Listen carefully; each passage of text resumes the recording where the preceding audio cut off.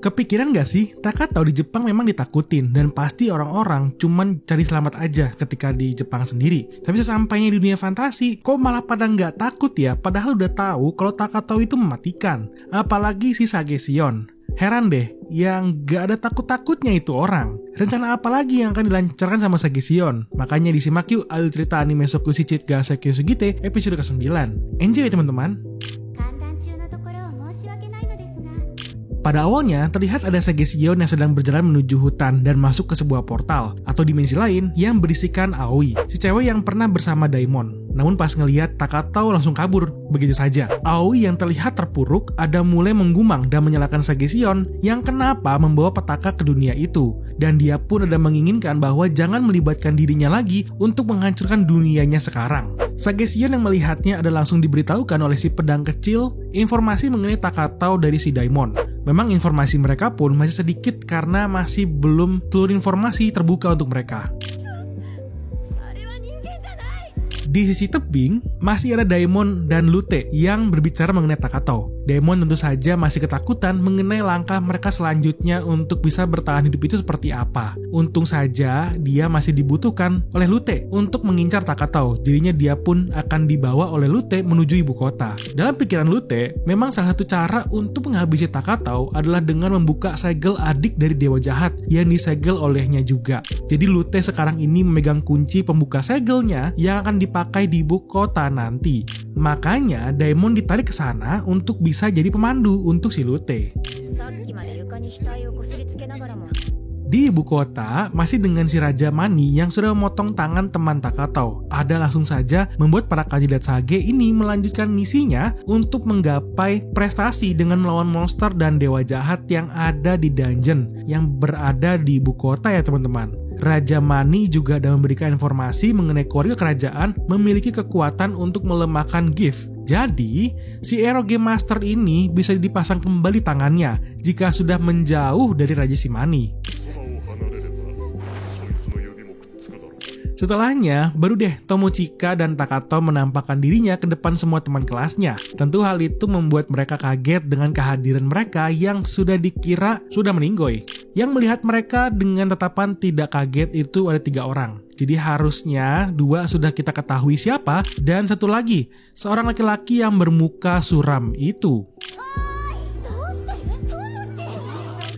Banyak kejadian yang terjadi di episode ini, terutama si Raja Suci yang sudah kembali ke tempat rumahnya dahulu. Di pintu masuk, dia disamperin oleh Holaris, seorang yang melayani uskup agung di tempat itu. Dalam percakapannya, di dalam ruangan, Holaris ada menanyakan mengenai dewa jahat. Tentu ketika sudah dibilang kalau dewa jahat sudah mokat, dia pun langsung menanyakan mengenai kunci segel. Tentu saja, Raja Suci tidak mengetahui apa-apa mengenai hal itu. Sampai-sampai, Holaris mengeluarkan artefak yang menahan pergerakan si Raja Suci. Kelihatannya, Holaris ini adalah anggota Dewa Iblis ya teman-teman. Kembali ke sisi Takatau dan Tomochika, mereka langsung aja bertemu dengan si ketua kelas yang bernama Suguru Yaezaki, di mana dia tidak menyesali perilakunya yang meninggalkan mereka. Tentu Takatau tidak peduli, namun untuk Tomochika pastinya masih kesal dengan si Yaezaki ini ya teman-teman. Tiba-tiba ada seorang cewek yang bernama Akino Sora, yang seorang idol di Jepang dan bunga kelas juga. Dari percakapannya, memang ketua yang mengarahkan orang-orang sepertinya si Sora sekarang ini, karena si Yaezaki yang pengen menentang Takatau dan Tomochika untuk bergabung dengan mereka langsung saja dipatahkan oleh Sora. Untungnya mereka pun masih diperbolehkan untuk tetap tinggal bersama, di mana Takatau dikelompokkan dengan 2 orang temannya yang tidak bisa bertarung. Yang pastinya Takatau itu tidak mengingat teman kelasnya sendiri. Belum lama bercengkrama dengan teman kelasnya, Takatau ada disamperin oleh seorang laki-laki murung yang bernama Seiichi Fukai yang berkelas dewa kematian. Dia pun langsung saja ingin berbicara dengan Takatau yang ternyata dia pun mengenal nama pertama Takatau, yaitu Okakushi. Dia yang berkata tidak perlu lagi menyerahkan dirinya ke Takatau karena dia juga sudah memiliki kelas sebagai dewa kematian. Ternyata, sama seperti 2 cewek lainnya, Fukai adalah anggota dari kultis dan ditugaskan untuk melindungi Takatau. Tapi karena sudah tidak ada yang mengekangnya, jadi dia mau bebas menjadi dewa kematian saja di dunia itu. Makanya dia pun melepaskan mata sebelah kanannya yang ternyata mata buatan yang bisa melihat hal gaib. Namun setelah masuk ke dunia fantasi, matanya sudah tidak bisa dipakai lagi. Makanya Fukai pun yang langsung menyerahkan matanya ke Takato, ada langsung pergi dan mengatakan bahwa dia mengetahui kalau Takato itu belum melepaskan seluruh kemampuannya. Setelah Fukai, Tomochika langsung memanggil Takato untuk bertemu dengan dua cewek lainnya yang bernama Ninomiya dan Carol. Mereka berdua mengetahui mengenai Takato melalui instansi mereka masing-masing, di mana Carol dari institut dan Ninomiya itu dari lembaga penelitian yang hadir untuk mengawasi Takato. Carol yang tipenya blak-blakan ada menanyai Tomochika mengenai mereka yang selalu berduaan aja apakah sudah enak-enak. Langsung aja Tomochika membantahnya karena malu-malu dengan pertanyaan tidak senonoh si Carol. Mereka langsung aja menceritakan situasi yang mereka hadapi sekarang. Ternyata si cewek idol Sora itu ada menggunakan skill sumpah untuk anggota teman-temannya untuk tidak saling menyerang satu sama lain. Karena jika dilanggar, nyawanya lah taruhannya. Carol ada menanyakan mengenai Takato dan Tomochika kenapa mau bergabung kembali bersama dengan kelas mereka. Dia ada bilang kalau pengen ngomong sama Sagesion karena mereka ingin tahu cara kembali untuk pulang itu bagaimana. Ninomiya juga ada mengira caranya untuk kembali pulang itu mungkin harus menjadi Sage dulu. Tomochika yang mendengarnya ada menanyakan Takato apakah mereka mau mencari caranya bareng dengan teman-temannya. Tentu saja ya, Takato langsung menolak tawaran Tomochika karena itu sangat memakan waktu dan hanya menambah beban saja. Di sisi lain, ada Euphemia yang sedang sendirian di tengah kota hancur. Dia ada disamperin oleh banyak musuh, karena dialah yang mewarisi kekuatan Origin Blood. Tentu saja, dia langsung mengaktifkan kekuatannya ketika melawan musuh yang sedang mengincarnya. Saat itulah, ingatan dari Sage Lane langsung masuk ke dalam pikirannya dan menemukan informasi mengenai kloningannya yang sudah bangkit juga. Makanya ketika dia sedang berjalan di hutan, tiba-tiba ada kuda yang berlari ke arahnya. Disitulah, dia akhirnya bisa bertemu dengan si kloningan. Langsung aja nih, si kloningan langsung memilih nama sebagai Risley. Tentu saja Euphemia yang mulai bangkit sudah mulai mau mengurusi Risley untuk kedepannya nanti. Tomochika dan teman-temannya yang sudah masuk ke dalam dungeon ada langsung melakukan acara fashion show ya, di mana mereka ada memperlihatkan pakaian yang mereka pakai untuk bertarung sesuai dengan kelas mereka masing-masing. Ada ninja, samurai, idol, dan cheerleader. Yang berbeda hanya di Tomochika, karena dia sedang memakai armor buatannya sendiri yang terlihat ero sekali ya teman-teman. Saat sedang ngobrol inilah, tiba-tiba ada pemandu yang memandu kelompok mereka yang tidak lain adalah Rick. Nah, di sisi lain, sama seperti perempuan, kelompok Takato dipimpin oleh David yang langsung saja mengarahkan mereka ke tempat para monster untuk menunjukkan kemampuan mereka. Tentu karena mereka semua sudah sering bertarung dengan monster, para teman-teman Tomochika langsung saja bisa mengalahkan para monster dengan mudah. Ketika Tomochika tampil pun, dia langsung saja bisa menunjukkan kemampuannya dalam bertarung.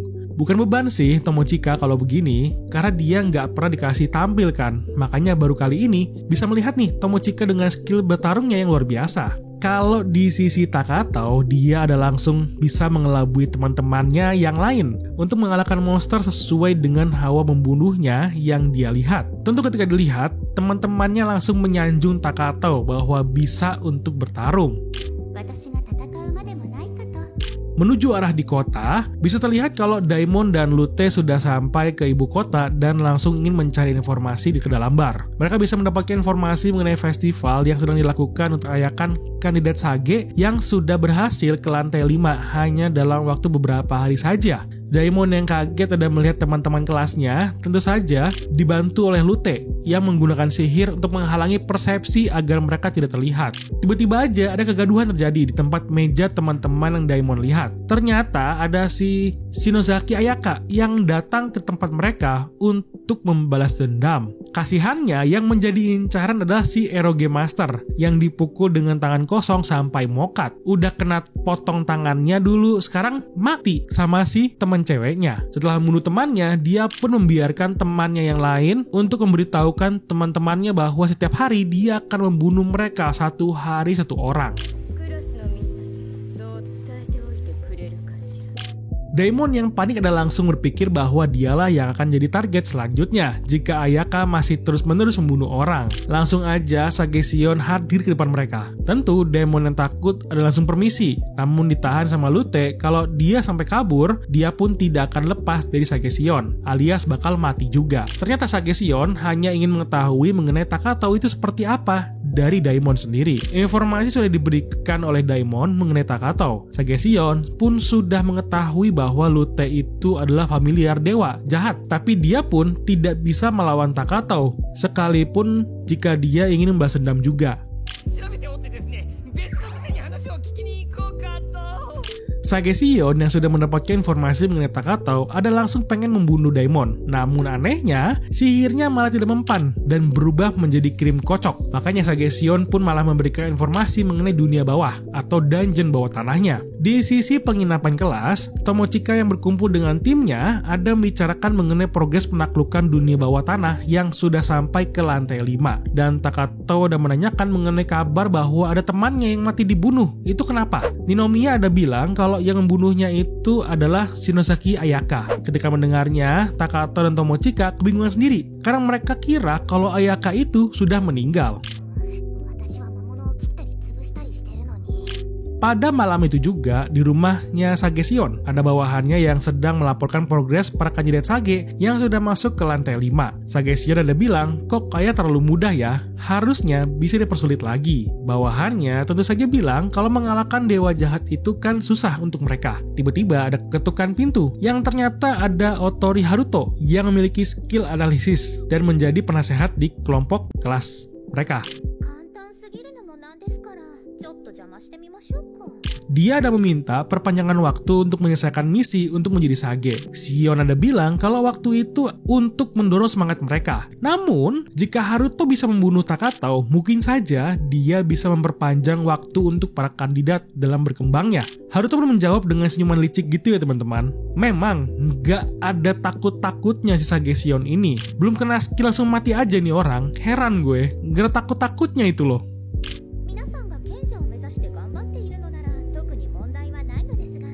Oke, itu aja untuk kalau cerita Sokushi Chigasaki Sugite episode ke-9. Terima kasih untuk teman-teman yang sudah menonton. Jika suka dengan video ini, silahkan di subscribe dan di like videonya. Mari bertemu kembali di video lainnya. Bye-bye.